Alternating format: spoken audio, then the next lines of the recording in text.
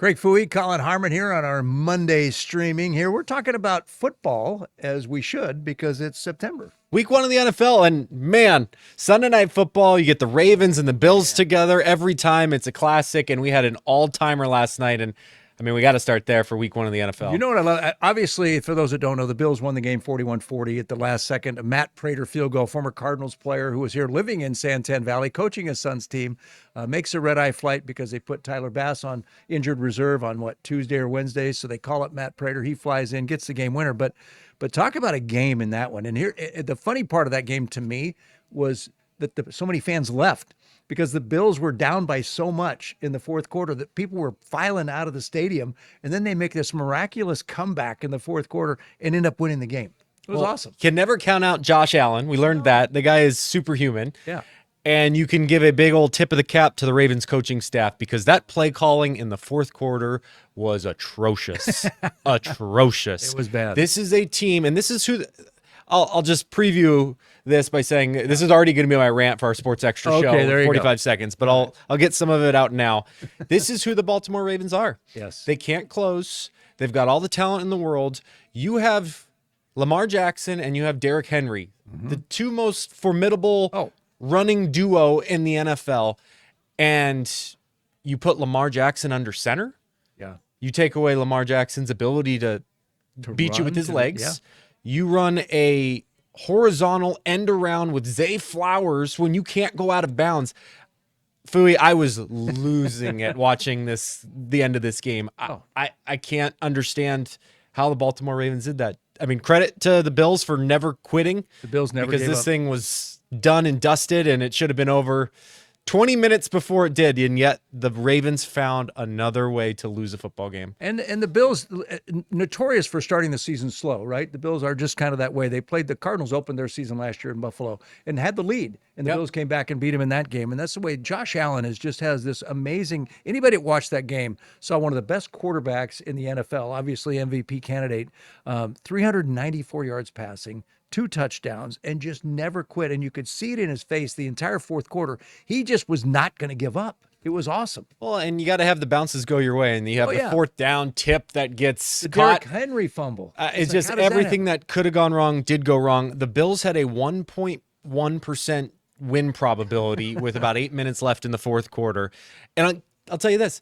It's the 8th game since 2021 that the Baltimore Ravens had over a 90% chance to win the football game and lost. It's the 17th time under John Harbaugh that they've had a double-digit second-half lead that they have squandered. Gee, many Christmas. I mean, Ravens fans, rightly so, are pulling their hair out. You know, it was this whole this year's going to be different. Oh, yeah. It's going to be different. They learned from the past. Like, they're motivated, they're hungry, they're fueled. And they did it against one of their playoff nemesis and just completely puked all over themselves. I have said forever, they are a good regular season team, and they get to the playoffs when things matter, and they just can't seem to put it together, recently at least. And I know, like you said, they're such a talented team, the Baltimore Ravens, but they just can't seem to get it together when it matters. And the Bills just have this belief system. They bring a 41-year-old kicker on board to kick the game winner, 32-yarder at the end of the game with no time left, and they had to do it with no timeouts left. They had to run the team out there, get them lined up, and then Prater seemingly was taking his time getting lined up and getting his steps in and ready to go. And he kicks it, 2 seconds on the clock, and the time expires, and they win the game. He had a great night all night. He did, and it was just a great way to finish the first weekend of NFL. We had Thursday night.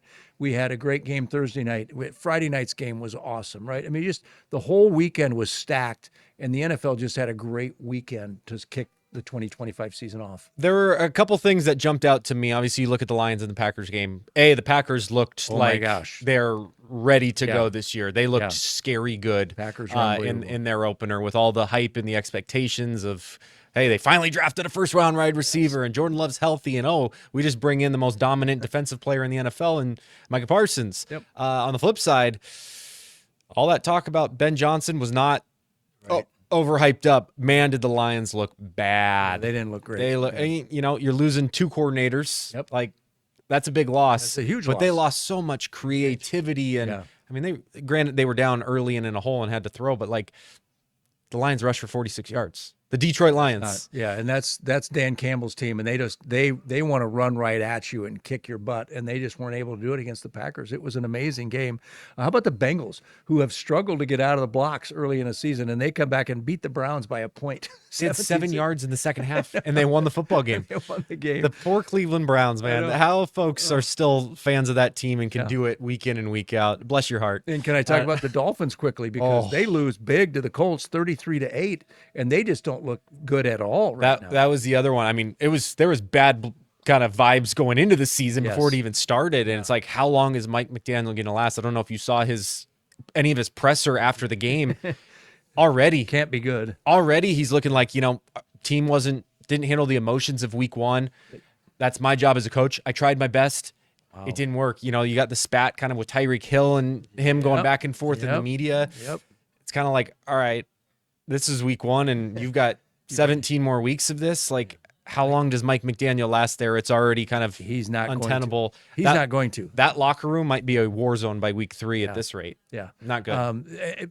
Can I just mention Aaron Rodgers? I mean, the guy throws 4 touchdown passes in his debut with the Steelers. They beat the Jets 34-32 in New York. He goes back to his former team, plays there at the Meadowlands, and he beats them by throwing 4 touchdowns. Aaron Rodgers, who's how old? 41. Yeah. 41 can still do it. He wasn't the problem in New York last year. No, he wasn't. He still had a fairly efficient season. I mean, he looks old and slow, but he can still debated sling that it. a week ago, about Aaron Rodgers. I'm like, the guy's old. And you're like, he can still pass. He can still throw the ball. He did it. How about 66 points there and 2 supposed good defenses?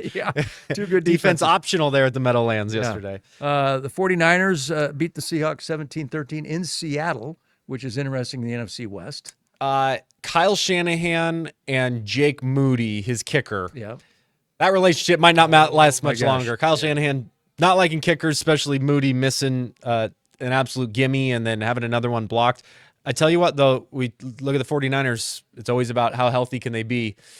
They've got all the talent in the world. You got Christian McCaffrey, who was kind of coming hobbled, and he was questionable going into the week. Yep, he played. George Kittle yanks a hammy, and he's now out multiple weeks. Yep. Brock Purdy's now questionable with shoulder and toe. And it's just like this team, and they have no receivers going into the season. They didn't have any. They're all injured. The credit to them. They went into Seattle and got a win when they don't have a whole lot of bodies right now. So that's interesting as a Cardinals fan to keep an eye on. Yeah, absolutely. Moving forward, especially you look at the Seahawks week 4, Thursday night here in the Valley. Yep. So. And the Rams beat the Texans at home 14-9, so they get a win. So now you have the Niners with a win, the Rams with a win, and the Cardinals with a win, because we'll lead into the Cardinals now because they beat the Saints on the road. And as you folks know, it's tough to win in the NFL. It's even tougher to win on the road, even if it's the lowly Saints, who people are predicting 4.5 wins for the season. This was anything but a gimme. I thought they would go in there and roll over the Saints. They didn't do that. They won, but they had to hang on to win. Well, and I think I wouldn't say alarming, it's week 1, a lot of things change, but maybe unsuspecting is all this talk about, all right, the offense is clicking, we're ready to go. Right. Offensive, they literally changed out like nothing on offense. Let's just run it back. We were borderline top 10 offense last year. Yep. And outside of 2 drives in the second quarter, their offense didn't do a whole lot. They had those 2 touchdown drives in the second quarter and basically had as many yards as they had the rest of the game. Yes. Where I think it was 7 drives that led to 2 field goals. And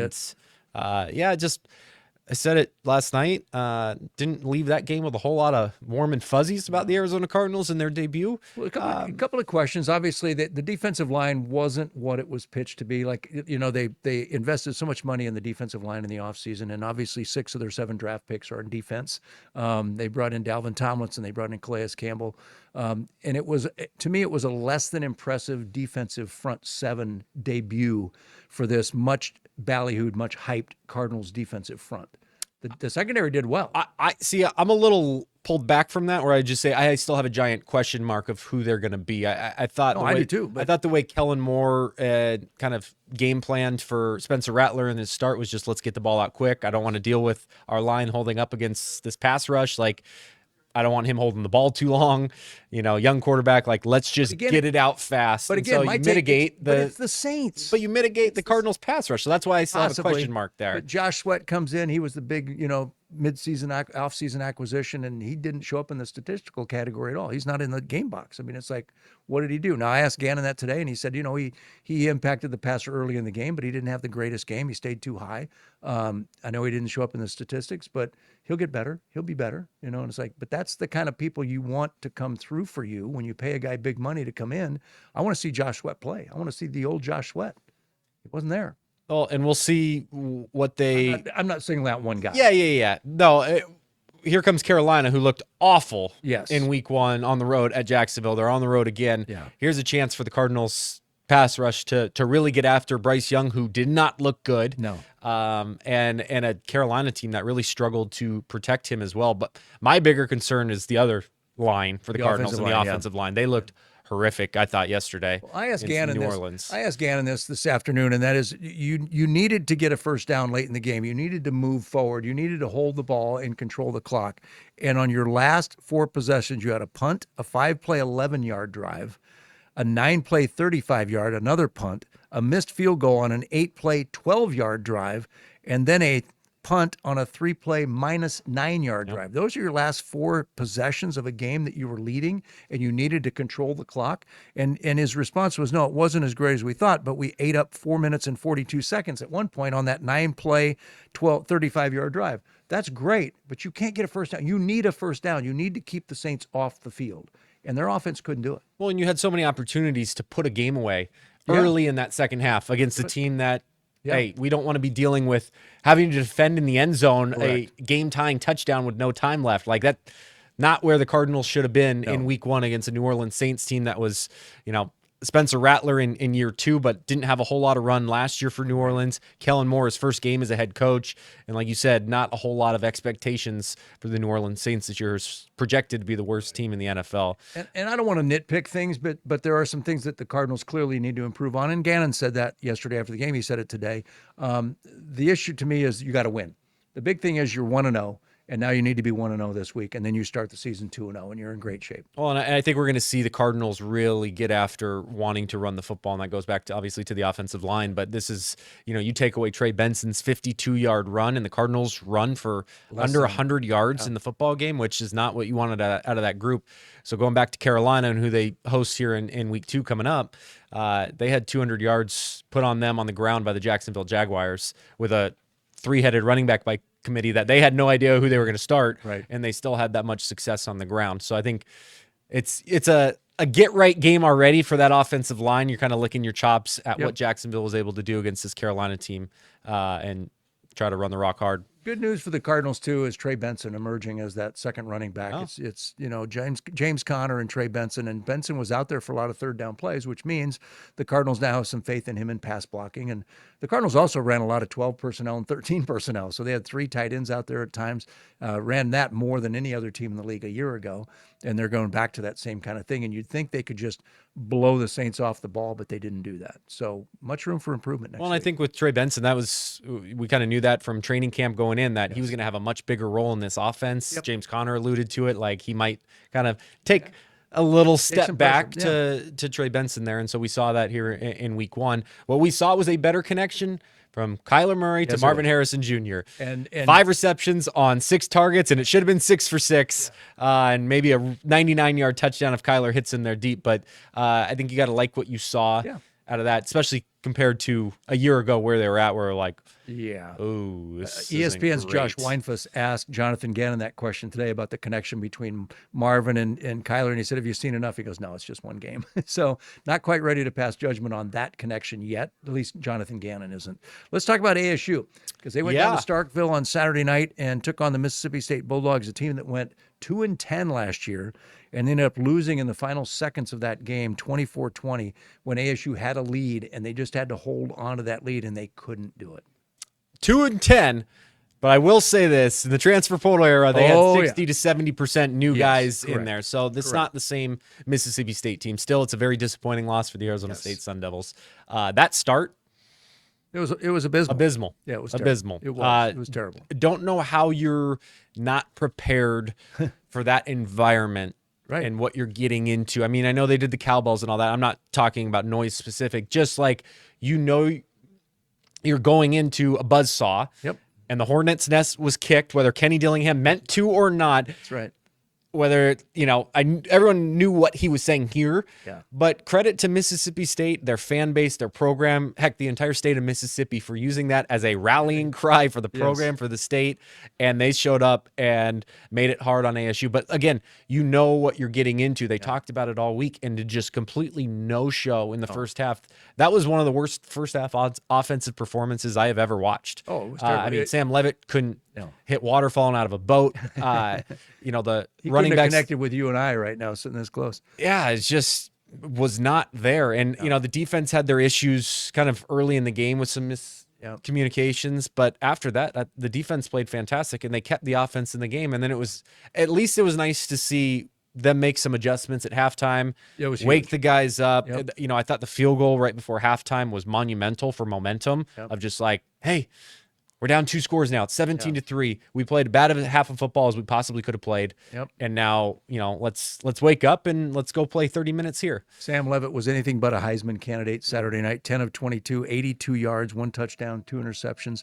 I've been in one of those games as a player in college where you're trailing at halftime and you go into the locker room and you just get your butt chewed right by the coach. And he says, here's what we're doing offensively. We're going to go out and we're going to run the ball every down in the second half. 14 straight runs. And that's what ASU did, right? And I've been in those situations. Like, we're just zone blocking. We're just going straight ahead, nothing fancy. We're going to hand off to the halfback, the fullback, and we're just going to run it. And we're going to do it right down their throats. And we ended up winning the game. ASU came close to winning the game, right? They did the same thing. I could just sense it. I could feel it. It was like they got their butts chewed at halftime. They came out and said, forget the cowbells, forget the crowd, forget the atmosphere. Let's go run the ball. And they did it. And they got Raleek Brown, Kanye Udo. Even when Kyson Brown got hurt early in the game, 2 carries for 11 yards, he was out and likely be out now for a little while. But those 2 running backs came through. It was nice to see. You speak of being a former coach, and Kenny talked on Monday about coaching world, hindsight. That's what you live off of. Yeah. You lay awake at night and think about woulda, coulda, shoulda. Yep. Obviously, this is what ASU fans are talking about. The decision on 4th and goal, you kick it. I thought it was a no-brainer. Yeah. You take the lead. It was. Your defense has played great. In that situation, you're ahead, yes. And then obviously now, rightly so, everyone's second-guessing the decision to blitz on 3rd and 9 with 40 seconds left. You're up by 3, and it bites them once again. Same thing that happened against Texas. Yep. You need one play to get off the field, and it's over. And they're on the wrong end of it again. Oh, what do you make of? What do you make of the play call? I will say this, as a coach, I've done the same thing, and there's plays you want back. I can remember a game years ago coaching, and I made the wrong call, and we ended up losing the game. And it was like, I still think about it, right? And there are so many like us armchair quarterbacks on Monday that have all the answers, right? Because we're watching on TV or we're sitting up in the stands or the press box and we're watching. It's easy to see from up there. There's no pressure on us. We get to just kind of go and watch the game and critique it. And yeah, you'd like to have those back. But to me, I guess my response at the moment, Saturday night when they lost the game on that final play, was get in some kind of prevent defense. Just get into some kind of prevent defense. Let them throw the ball underneath, but don't get into the end zone, right? We saw the Cardinals do that against the Saints yesterday on Sunday, where they lined 3 safeties up, DBs at the line at the goal line. It's like, okay, you can throw under us, but you're not going to get in the end zone. They almost did, but I would like to see Brian Ward, I guess, at ASU do something like that. The blitz was a great call if X Alford doesn't trip over receiver number 3, who's coming in motion down the line of scrimmage. It would have worked out great. He would have gotten there without a doubt. Yeah. There was 0 chance Mississippi State's receivers on their double move get open in time. No. It's hindsight. It is what it Kenny is. says you can run that play basically 100 plus times and he will never trip again. Like it's just that doesn't happen. It bit him again. That's a tough one to swallow. I guess I actually had no problem with the play call. I had none. When you see it, no. 3rd and 9, 40 seconds left. They got no timeouts. I understand like the underneath route. Just let them run clock. If you want to throw a 10-yard route, great. Yep. Tick, tick, tick. Yep. Kenny talked about their field goal kicker being good. He made a 55-yarder with room to make from further. Yeah. Where I would push back on the logic is that it's college. They're college kickers. I don't trust them one iota. Right. This isn't the NFL and these guys banging it from 65 with ease. Like, you put a college kicker in that position to try it. If you're in a tie game where them getting 20 yards puts them in field goal range to win it, right. Sure. Yeah, it's different. Yeah. But I didn't have a huge problem with the play call.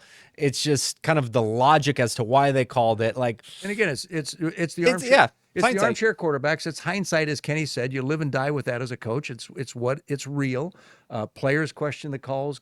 Other coaches, parents, fans, right? Media all question the calls afterwards. It's easy to do. It's easy for us to sit here. But again, they made the call based on what they thought they could execute. And it looked like, other than the tripping on the blitz from Alfred, it looked like they had everything where they needed to be. There was a communication issue between the two defensive backs on the double receiver side.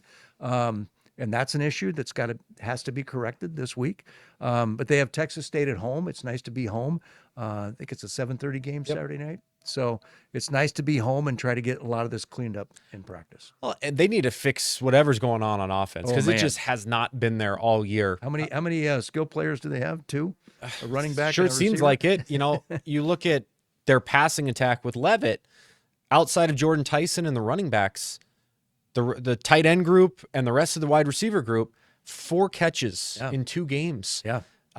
You know, I asked Kenny, what's going on between, is that a Sam thing? Is it a play calling thing? Is it that those receivers not getting open for him? And he was just like, we got to get more involved. We got to get more involved. Got to get more guys involved. They're involved in camp. He said involved like 7 or 8 times. Like, yeah, no, we all know that more need to get involved, because nobody has been. It's been Jordan Tyson or bust or the running backs. So that's alarming. It is alarming. You know, you're 4 of 24 on 3rd down. And so they were able to run the football, which is great. Yes. You mentioned it. Kyson Brown's not going to be back likely for this Texas State game with the ankle injury. Finished with 251 yards rushing. Yeah. At Starkville, at Mississippi State. That's a good finish. Well, I think it was interesting. It's reading the tea leaves. You know, everyone wants to talk about Brian Ward and being upset about that. Yeah. I think there's some more issues with Marcus Arroyo and the play calling here. Just what Kenny was saying of, like, we as a staff have to do a better job of getting Sam comfortable, getting Sam in rhythm, getting these guys involved, you know, getting us into a situation on 1st and 2nd down to be 3rd and manageable. So we're not, you know, 3rd and long and we're 4 of 24 on 3rd down. So there's a lot of me as a former play caller, That's right. and That's right. he as the current play call need to, because this offense just has not been there at all. And everyone wants to talk about Cam Scadaboo, and he did so much. He's gone. I'm not taking away from what Scat did. He was fantastic here. Yeah. But the running back room hasn't been the issue. No, it hasn't. Of their biggest issues right now, not having Cam Scadaboo is not in the top 10 for me. And I will say this, when you go to a hostile environment, and they went to Starkville in an SEC game, basically, they're going to go to Baylor in 2 weeks. It's going to be another hostile environment. As a coach, as an offensive coordinator, as a head coach, you have to get your quarterback comfortable and in rhythm early. We've seen it at Texas, right? With Arch Manning. He just doesn't seem comfortable. Yeah. They can't get him in rhythm. Sam was not in rhythm in that first half. He just couldn't find a rhythm. You have to do that. So you have to design some plays in that hostile environment to get your quarterback settled in and get him going. And if you do that, it makes a huge difference to the rest of the game. Well, they didn't do that. When Kenny was walking out of his Monday presser, he joked and he goes, "The sky is falling," with a smirk. I'll give him, he had a great attitude. 100%. Yes. Like, the entire season is still in front of them when it comes to the Big 12. He alluded to it, like, likelihood of us going 12-0 was very slim to none. That's correct. So at some point you're going to deal with adversity, and maybe it's a good thing to be dealing with it now coming out of this. You have a home game to get right before you go to Waco and you get into the gauntlet of Big 12 play where everyone's going to beat the crap out of everybody. That's that's just what the Big 12 is going to be this year. So listen, I think people are panicking too much about this ASU loss and basically how they've looked the first 2 weeks. I'm not there with that. I think this team gets right, and they're still, them and Utah are the 2 best teams in the conference. Certainly there's been some warts on the offensive side of the ball, but, like, again, maybe this just is a great wake-up call for a team that's been on the right side of these close games and always found a way to win. All right. We got a new group. Season's not over. We learned a hard one, and let's move on, and everyone's going to be fine. There's a long ways to go, right? They have a lot of games left, and I think the biggest issue was the way they lost Saturday night at Mississippi State was very eerily similar to the loss to Texas in the Peach Bowl on January 1st in the quarterfinals. And I think that's what has fans going, oh, this is 2 out of the last 3. I get the frustrations, I really do, but I'm I'm buying up all hanging the it. ASU stock Yes. that anybody's selling. So